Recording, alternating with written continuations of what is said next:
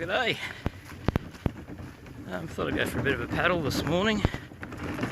Got the kayak, checking out a bit of a spot on Splitters Creek. That looks quite good. So, bright and early, and yeah, see how we go. Well, have a gander at this joint. How good. I don't think anyone ever kayaks here. But there's this nice little sandbank here, and yeah, we'll check it out, and really want to go this way. See how far we can go, but I might only be able to get to there. We'll find out.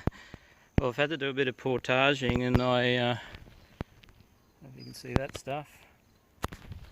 Just bumped my head on that. That ain't cool. Bloody hell. Well, it's opened up a fair bit now. Really paddling's hard to do with one hand. Well, another choke point. The water's quite stagnant here. It's got that green stuff on top when it's not flowing, so I might actually just turn around here. Like, it's pretty darn good. It's a beautiful spot to paddle. It's just a little bit tricky to get into. Oh, see that?